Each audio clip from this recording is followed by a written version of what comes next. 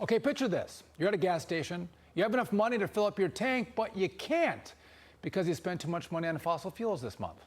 Or your car declines when going to re-up on ammunition for your guns. According to new data, that's the world's 68 countries, including the U.S., are moving towards with the development of central bank digital currencies. Our next guest has warned of the extensive overreach that this would allow, where all purchases must be cleared through the government.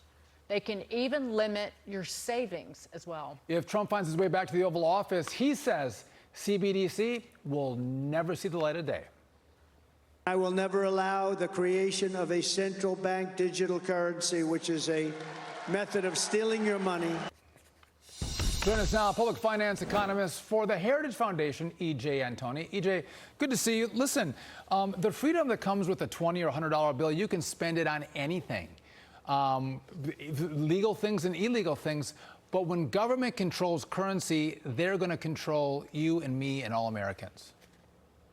Sean, that's exactly right. And essentially, people wonder what is a digital currency, specifically what is a central bank digital currency? It's basically the government version of a cryptocurrency. And like the government version of most things, it's pretty terrible. Unlike something like Bitcoin, where you and I can transact with each other and it doesn't have to go through anyone else, a central bank digital currency has to go through a central authority. So these CBDCs can be traced, they can be tracked, they can be taxed. Every single cent, because every single cent has a unique fingerprint. At any moment in time, the government will always know where every single cent of its currency is around the world, in your wallet, in my wallet, and anywhere else.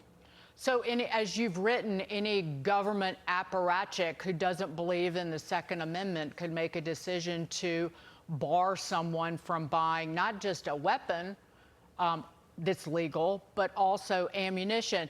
How close are some governments to rolling out these digital currencies?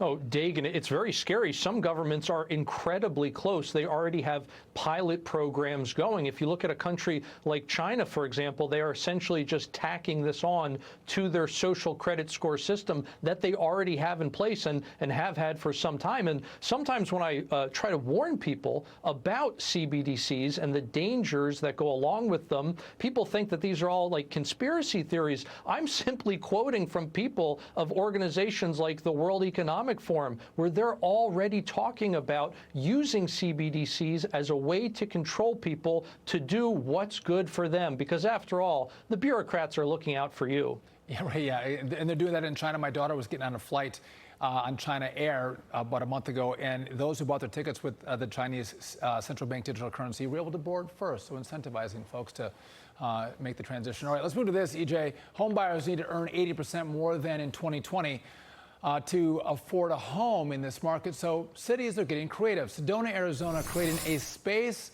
where workers can legally sleep in their cars. Is that the right answer? Is that the answer to go, you can sleep on the streets, EJ, or should we do something about incomes and housing? Well, let's put some context in place here. Was it the right solution when people in the Great Depression had to live in Hoovervilles, aka these shanty towns, because they couldn't afford a home? I don't think so. Those were Hoovervilles. Today, we essentially have Bidenvilles, where you have entire parking lots of people living in their cars. This is an absolute disgrace. This is America. We're supposed to be the world's leading economy. We shouldn't have people having to sleep in their automobiles. The solution is a change in policy, not some ridiculous acceptance of a standard of living that our parents or even our grandparents didn't have to settle for. But real quick, it's not juicing demand with more subsidies from the government, which is exactly what Joe Biden said in the State of the Union. Real quick. Dagan, 100%. I actually testified before a Senate committee just a couple of days ago on exactly this issue. Any government policy should not be focused on juicing demand even further and driving up prices more. EJ, we got to run.